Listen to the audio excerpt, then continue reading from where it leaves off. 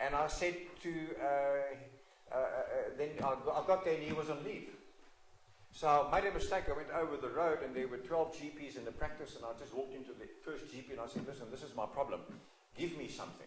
So they gave me these antibiotics, and I'm absolutely against antibiotics. I don't drink the stuff.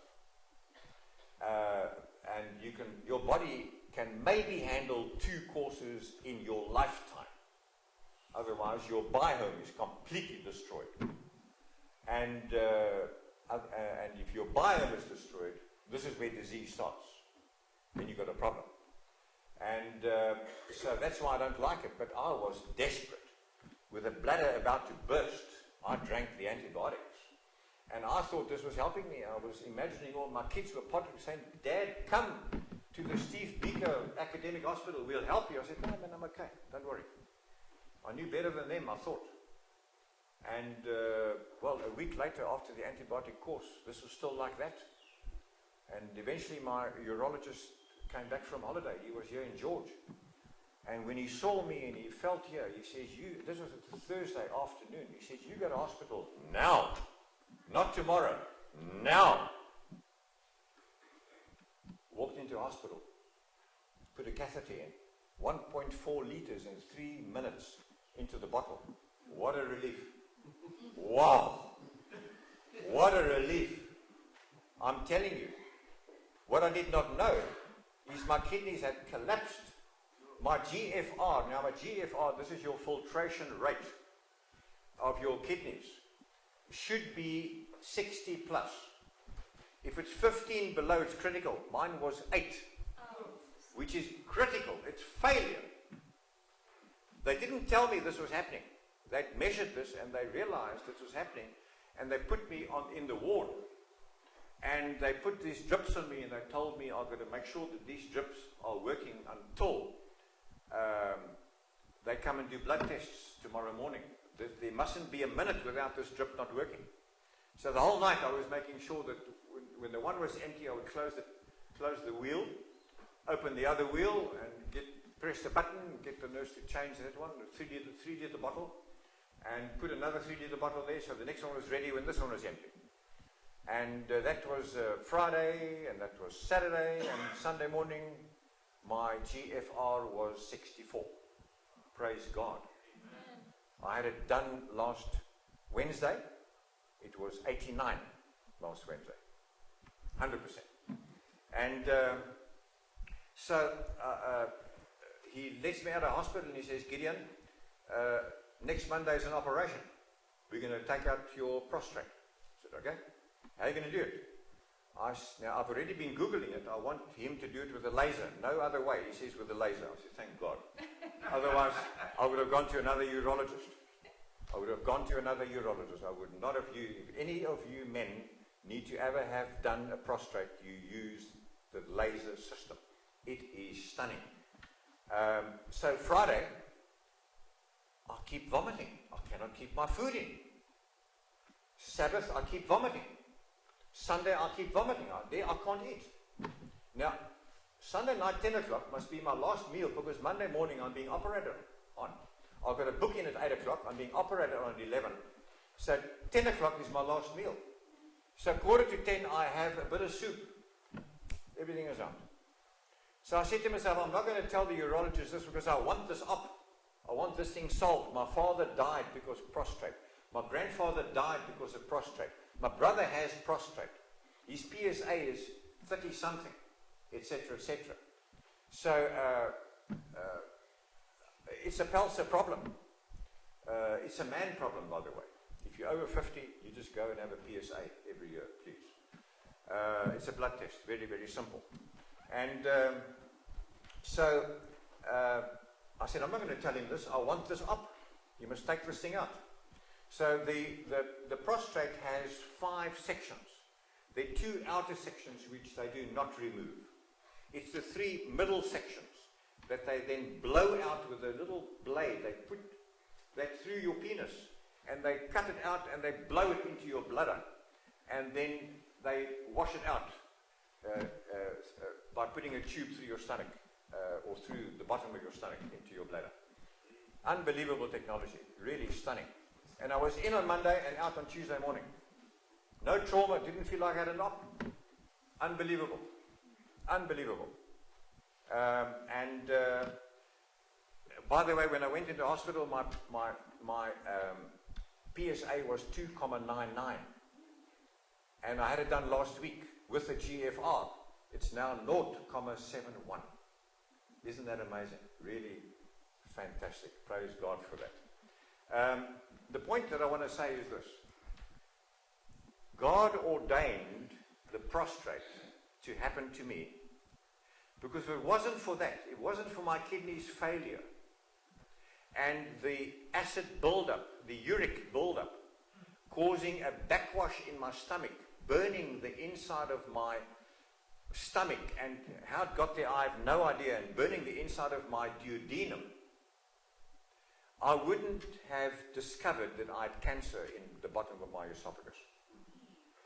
When I couldn't keep my food in, after that op, I said to Corne, the specialist, I said, by the way, I didn't tell you this morning because I wanted this op, but this is what's happened to me. I can't keep my food in. He went white as a sheet.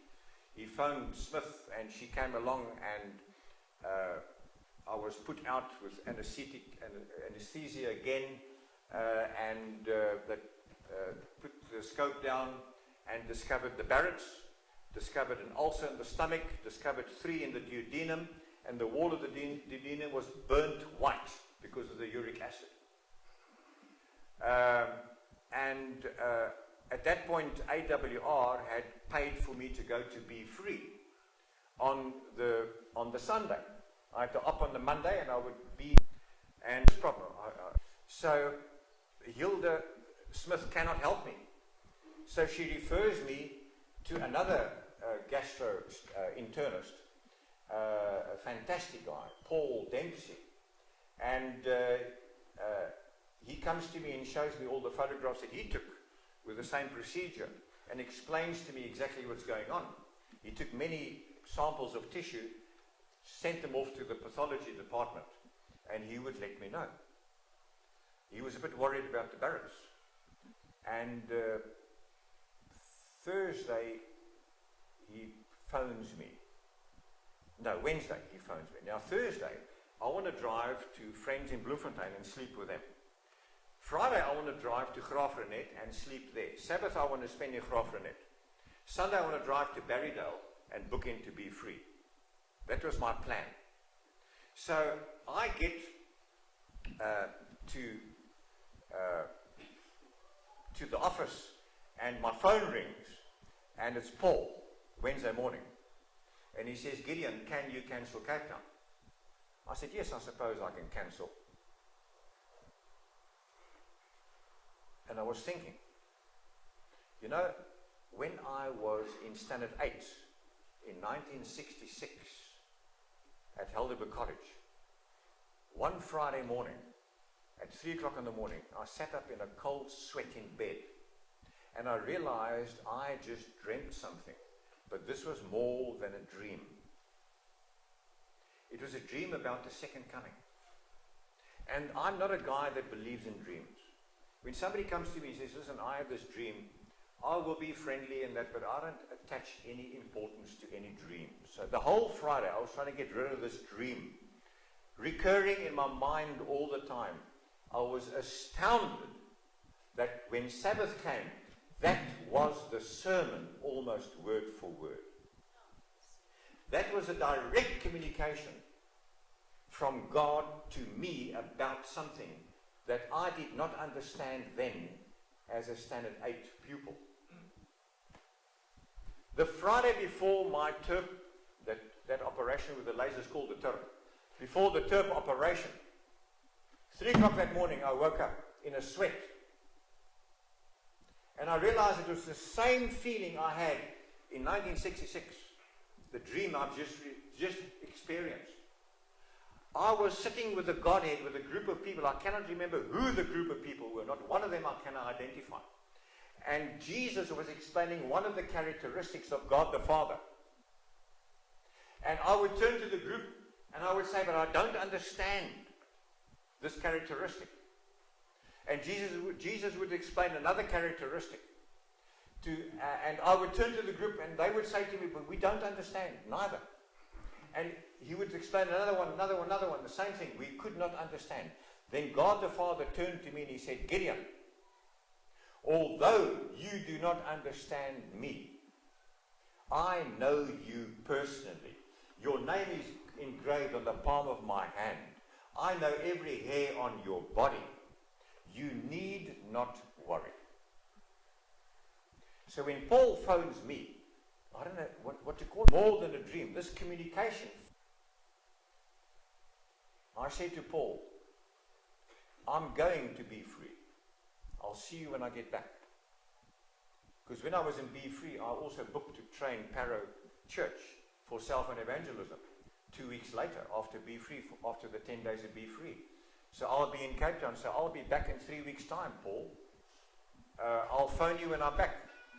But when he told me I cancel Cape Town, obviously I knew that it was malignant. He didn't have to say a word more. So when I went to Be Free, I said, put me onto anti-cancer diet for my prostate, please. I wanted nobody to know that I had this other problem. Because there was no proof at that point yet. We haven't really done it properly. You need to do a PET scan to do it properly. So, I get back. By the way, then my urologist phones me and says to me, Gideon, we need to see you Friday. We need to wash out your bladder. I said, my goodness, I wanted to go to Cape Town. Okay, can you see me first thing Friday morning so I can drive to Bloemfontein, and then maybe late Sabbath afternoon I'll drive to Graafrenet, and then Sunday morning to Be Free. So that's exactly what happened. And on the way, I'm speaking to friends of mine who are trained as medical doctors, but who have embraced Ellen White's way of doing things. And I'm speaking to them, how do I do it? And now I'm telling them, I think I've got this. And I'm not sure about the prostate. We haven't seen the results there yet neither, etc., etc. And what about? So I phoned my friend Peter in Bloemfontein. I said, listen, I'm on my way to you, as you know. I want you to prepare this for me. And he said, yes, I'll do it for you. And he prepared that food for me in a specific way. And then I booked him to Be Free. The best thing I've ever done. I grew up in a vegetarian home, drinking milk, eating cheese, and eating eggs. We were vegetarians, but we ate no other animal products. When my dad was diagnosed with prostate cancer, he stopped and became a vegan. Over the years, I then also eventually became a vegan. My children are all vegans. My 3 daughters, I've got 3 daughters, they're all vegans. And obviously Be Free is vegan.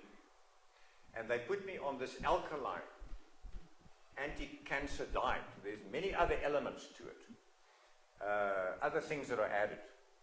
But it's basically, I did a detox for 5 days, and then I went on to this diet that